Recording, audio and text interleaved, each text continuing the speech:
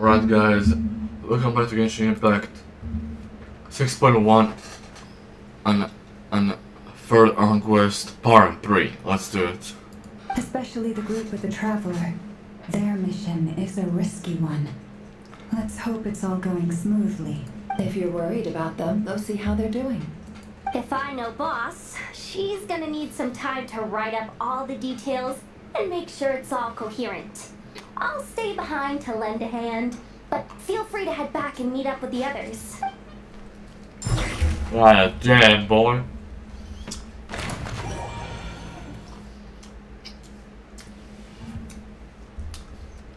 Thunderclap Reef. Where the hell is it? Oh! Oh, they've been prowling around for nearly 2 days now. These things just won't quit. Oh, they might not have seen us yet, but them constantly sweeping the area, our way out is completely blocked. We'll just have to sneak past. Oh, that's never gonna work. One little slip up and it's game over. If they spot us, they'll run straight back to Rare. And once he knows we're here, it won't be long before he's breathing down our necks again. Be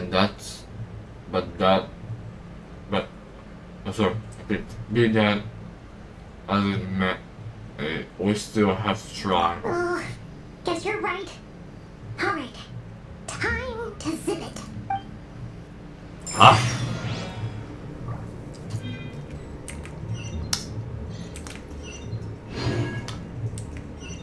Avoid the patrolling. Wow. Wait, I'm sorry? We almost got spotted.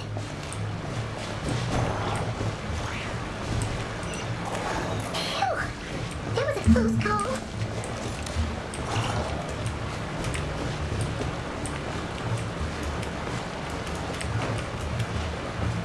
Oh boy.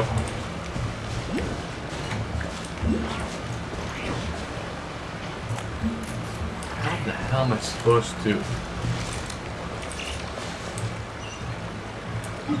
How the hell am I supposed to even get to that point? Bro.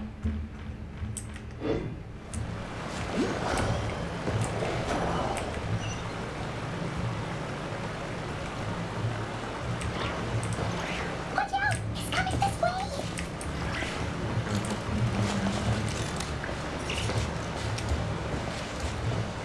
Keep going, we're nearly there. This is the final hurdle. Oh,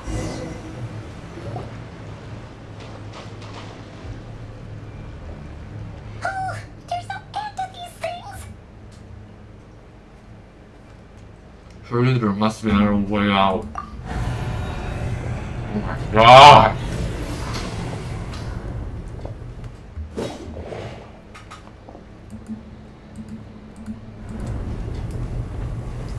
What the f-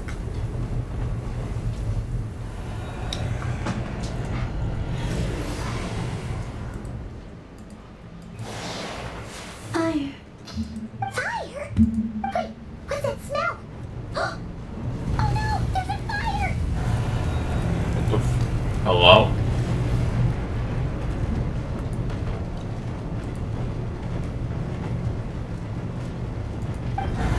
What the hell is happening?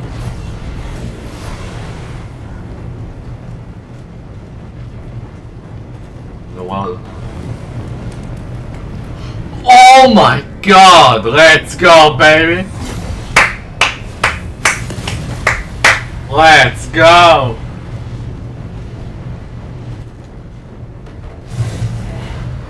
Sandrone was right. You look weak, Columbina.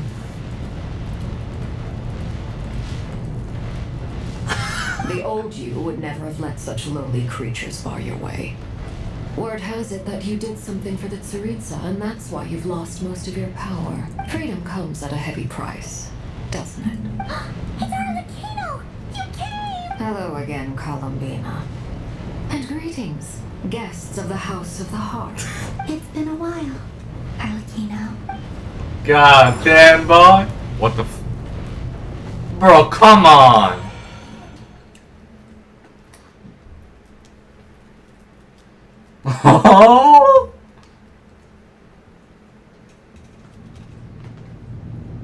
Oh my god.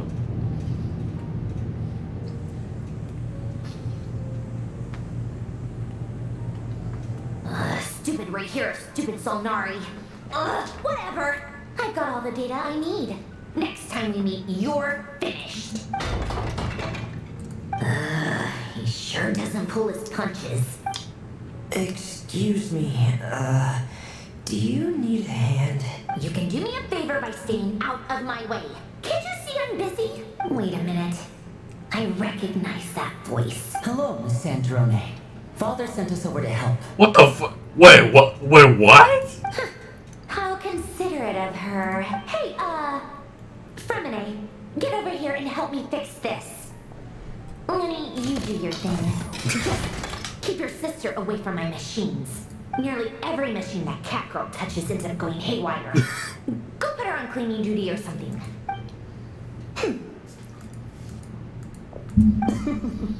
Then let's start downstairs. Fremine, we'll leave this place to you. You've got it. Wait a second. Pretty sure there's still some tea in the cupboard. If you want some, you'll have to make it. Oh, sorry. Okay.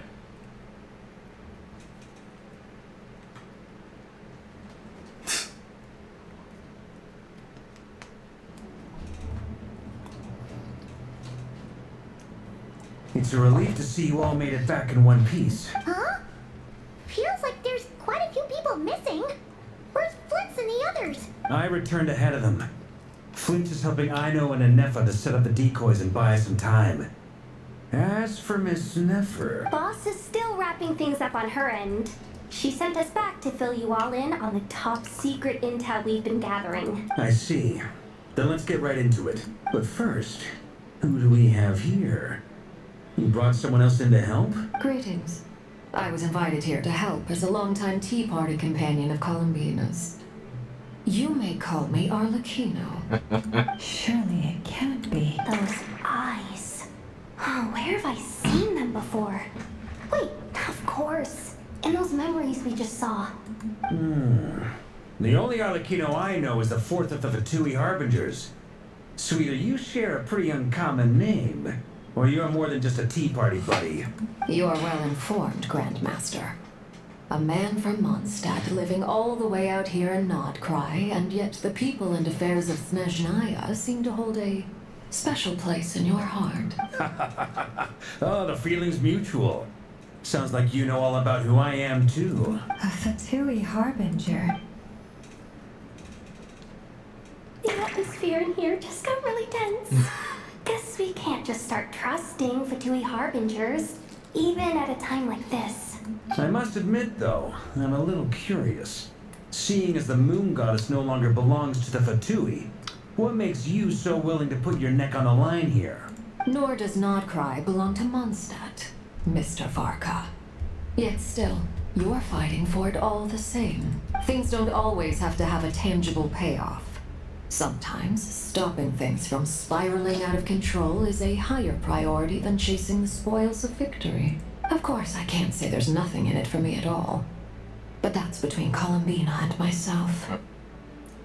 I'm glad we can trust her. Forgive me. I don't mean to doubt you. It's just that the Fatui really have been the source of many of our troubles. We have our own way of doing things here in Nodcry. But ever since they arrived, the Fatui have treated us with nothing but hostility. I know there's been a lot of bad blood between us in the past. I've done my utmost to avoid friction whenever I could. But sometimes fundamental conflicts of interest simply can't be settled amicably. That's why I'm here solely in a personal capacity. This has nothing to do with the Fatui. As a gesture of good faith, I'll be frank. I can help Columbina track down the iridescent moon's marrow, which will help her restore more of her power. Anyway, what else is on the agenda? Let's begin. She says she'll be frank, then completely skips over the details. Looks like she doesn't want to give away too many secrets after all. Obviously. But she clearly wants to change the subject. It'd be awkward if I tried to bring it up again now. I guess we'll just have to go along with it. She's the fourth of the Fatui Harbingers after all. One look and you can tell she's not someone you'd want to mess with. Oh yeah, that's totally true.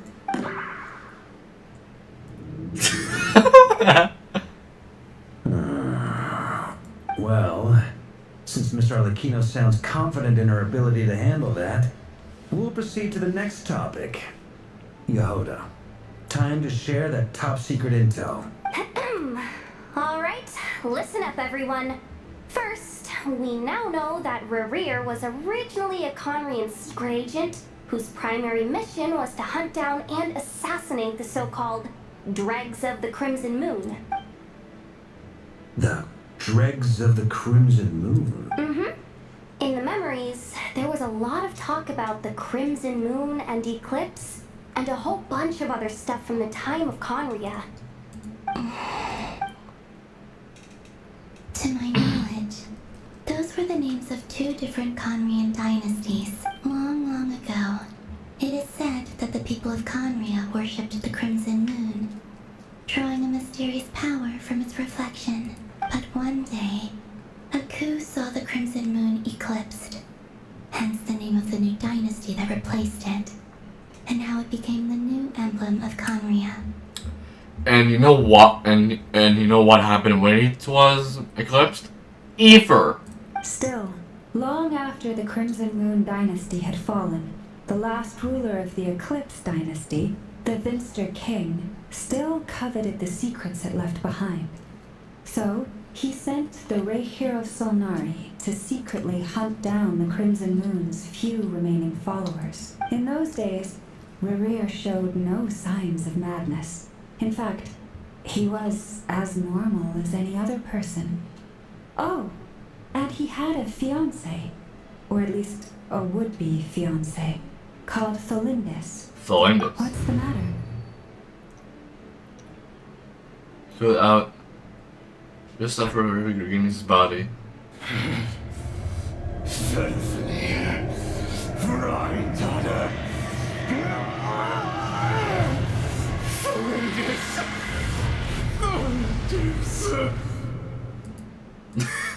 Still the face. Interesting. Anything else? What about this would-be fiancée of his? Do we know anything about her? Well, she was a researcher at the Universitas Magistrorum, but it felt like she was hiding some kind of secret. Oh, and one more thing. For some reason, Rerir's fragment also contained some of Tholindis' memories, though only a very small portion. Well, no shortage of potential leads, I'll give you that. In any case, it sounds like we can conclude that while Tholindis was still around, Rerir appeared to be lucid and quite normal. Tholindis, it seems, must have been the one thing in this world that he couldn't let go of. Tell me though, were these pure-blood Conrians we're talking about here? Why do you need to know that? Hold on. If she was a pure-blood Conrian... The curse of immortality, of course. Oh yeah! Just like how it was with the captain. If we could somehow find her, do you think there's any chance Rerir might regain some of his sanity? Who knows? It's possible, but it would take a miracle. We can't pin all our hopes on that. That merchant who never knows, Dori Sangama Bay. Maybe we could hire her to look into it. Please, for the love of God, don't say this part. Please, for the love of God, don't say this part. Alright then. Let's keep working in our separate teams. Traveler, Paimon, Kutar, and Miss Arlecchino will go look for the iridescent moon's marrow. As for the others... On the way over here, I noticed that the wild hunt monsters had grown even more frenzied in their search for Kutar. At this rate, the people living here will be in grave danger too. So I'm thinking of gathering together some of our followers to go wipe them out. I'll head back to the curatorium and boss. Feels good knowing we've all got something to be getting on with. Given that the wild hunt has been a lot more active lately, the Lightkeepers have likely begun their own operations too. If that is the case, someone will need to pass the news on to Flint's. I'll hold the fort for now. Then discuss our next move with Flint's, Aino, and Anefa when they get back. Alright then. Well, the clock's ticking. If that's everything, we'll be on our way. We'd better get moving too. We'll try to buy you as much time as we can.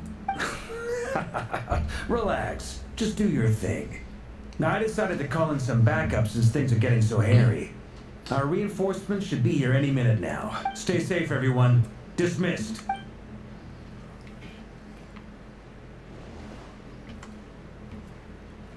Oh.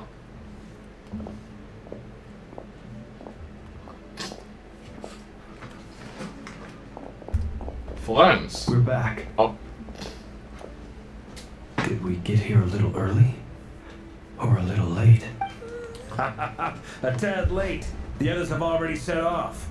To summarize, our resident moon goddess has found us a new ally, and Boss Nefer has uncovered some promising info. Everything going smoothly on your end? Not great. I don't know how long we can stall them for. The decoys are getting taken out way faster than we imagined. I'm gonna make some more later, but I need a timeout first. I'm so tired right now. Oh, right. Inefa, could you fill in Uncle Barca on what we just discussed with Flynn's? Sure. Uncle Barca, you previously told us about how when you went to investigate a source of the wild hunt in Amsfardnir, you discovered that it was just a diversion. But according to Flint's intel, several outbreaks of the wild hunt had already occurred in Nodcry in the period leading up to that. That was before Rerir had regained his body, when he was far from regaining his full strength. In other words, in theory at least, he still lacked the means to act in two places at once. Flint's, with everything that's been happening, the Lightkeepers across Nodcry are rallying to fight back against the Wild Hunt. They're gonna need your help. I know, I'm sure you're capable of coming up with something far more effective than decoys. But for now, you should stay here and get some rest. And Efa and I will head back over to Amsfardnir to see if there's anything I missed. I told you Uncle Barca would say that, didn't I? A deal's a deal. Not a word about my snack intake for the next week. Database updated. Reliability of Aino's predictions increased. What does that mean? They were betting on how you'd respond after hearing their intel. Bro. It's the obvious choice, isn't it? That's hardly worth betting on. We already decided that Inefa should go investigate the situation over at Amsfardnir on her own. You might as well stay here and keep watch. Someone needs to hang back and oversee our strategy meetings. And besides, you still haven't fully recovered from ambushing Rerir. So I've ended up with the easiest assignment. Well, I appreciate it, everyone. See you when you get back.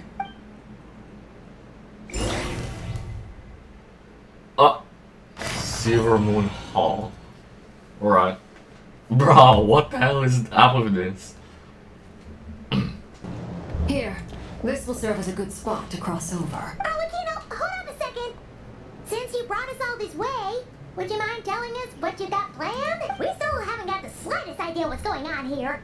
And if even Columbina doesn't know where the iridescent moon's marrow is, how do you? Simple. Because I am an inheritor of the royal bloodline of the Crimson Moon. And one of the last surviving embers of the Two Worlds Flames. Huh? Are you serious? Is it you're a descendant of that Crimson Moon dynasty we were just talking about? The one from ancient Conria? Your surprise is understandable. I was also taken aback when I first learned of it. But the more I thought about it, the more I realized the signs had been there all along. So last year. When I was young, I discovered I could wield a very special kind of fire. It coursed like blood through my veins and smoldered away inside my nerves. What's more, whenever I experienced strong bursts of emotion or drew too deeply on this power, it was like some kind of presence within the fire would begin to gnaw away at me, consuming me from the inside out. Your hands. Exactly. That is why my hands are like this too.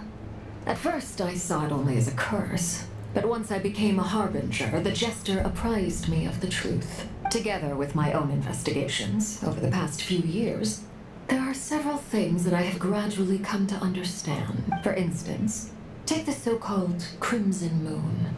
In truth, it is nothing more than the shattered remnants of the iridescent moon, fused with the abyss to prolong its lifespan. Since this blood flame was bestowed upon me by the Crimson Moon, it is a fusion of the iridescent moon's former power and the corruption of the abyss. You all understand the nature of the abyss well enough. I draw upon its power, and in return, it hungers for my soul.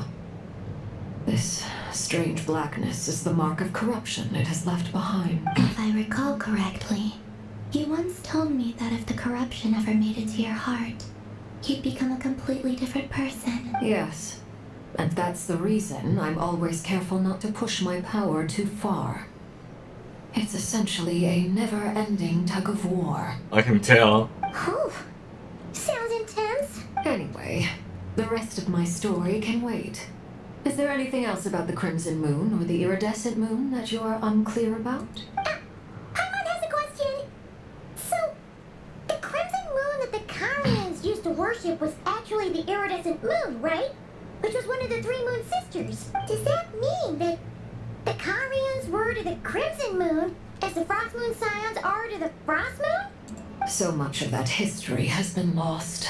We have no way of knowing exactly what they were like. But I would suspect that the Conrians weren't as devout in their moon worship as it might appear. The iridescent moon's remains simply served as their link to the abyss. Well, we can ask someone because we know actually someone that is Karian. Later on, perhaps someone discovered a way to make direct contact with the abyss. Or maybe there was some kind of ideological divide. Either way, a dissenting faction staged a coup and drove out the royal heirs of the Crimson Moon dynasty. Still, even with the dark sun looming high overhead, the Crimson Moon's glow never truly faded. If you want living proof, it's standing right before you. Huh? The first time we met, I sensed something familiar in your presence when I looked at you. I felt I could see that mysterious red moon in the corner of my eye. In your flames, I saw its broken image, surrounded by a strange black aura. Well, I appreciate that you kept it to yourself. Much about the Crimson Moon is still a mystery, and I'd prefer not to end up as the object of an insane research project. Anyway, time is against us here, so if there's any other questions, they'll have to wait. I just want to make sure I've got one thing straight. In her letter, Sandrone mentioned that since you are unable to contain the iridescent moon's marrow yourself, you intend to leave it in my custody. Correct? That's right. For now, it's the only way I can pay you back for your help. The iridescent moon is already part of who you are. So with its marrow in your possession, you'll be even more powerful than before. Deal. Then let's get started. Get what started? What does this place have to do with the Crimson Moon? When I first became a harbinger, the Jester gave me a book called Paranhari, also known as Leobronto Innamorato. Which is in what language exactly? You should be able to buy a copy next time you're in Fontaine. It's a love story set in the Crimson Moon era. But setting aside the tangled romances of its characters, it also records a few interesting details. In the Crimson Moon era, or so the story goes, there was an orphanage that received children from beyond the bounds of this world, and subjected them to a peculiar induction ceremony. Beyond the bounds of this world? For real? And what kind of induction ceremony? The Crimson Moon sages looked beyond this world for beings with powers that surpassed the gods. But fearing they might lose control, they subjected these children to a process of refinement. They made these children crawl up a fireplace and kept asking them, "Have you died? Did you see it?" Until they finally admitted to having died and seen a crimson moon. The adults embraced the children who passed the ritual, telling them, "Within the fireplace, you have traversed the flames between two worlds. Here and now, you are born anew." The book leaves much unsaid, but I suspect that this was their way of branding the children they had enrolled, leaving an indelible mark upon them so that they would forever live in the Crimson Moon's light. That explains why I can't sense the Crimson Moon's marrow in this world. It makes sense that it would be sealed in a special space that can only be accessed temporarily through some kind of ritual. But there's no fireplace here. Do you see a chimney anywhere? Oh, are we supposed to build it ourselves? Okay, fine. I'll go find some bricks. That won't be necessary. The fireplace is purely symbolic. The key to the ritual is crossing the flames between two worlds. In other words, the flames that burn within me. Those burned away by such flames leave behind a kind of ghostly afterimage in the world. In the days of Conria, people believed they could be used to bridge the gap between the two worlds of life and death. In short, I can open a passage to that space for you. That's the easy part. The catch is I'll need to stay on this side to keep the passage open. So I won't be able to come with you. Once you're inside, you'll have to find your own way. Understood. Very well. Then I'll open it up. Traveler, spare me a little more moonlight if you would. I may need it. Sure, why not? Thank you. I feel like I've recovered some of my strength now.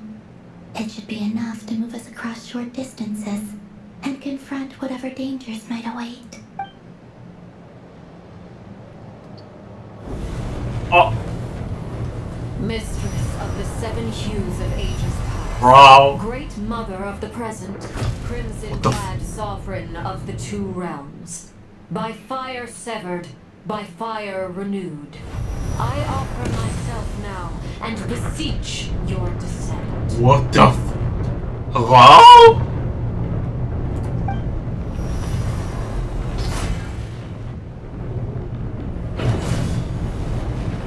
What the hell is happening, bro?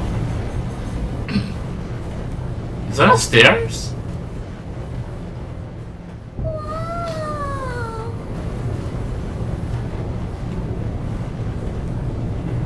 One word of advice. As you're crossing over, no matter what voices you hear, do not answer. I sense a sinister gloom in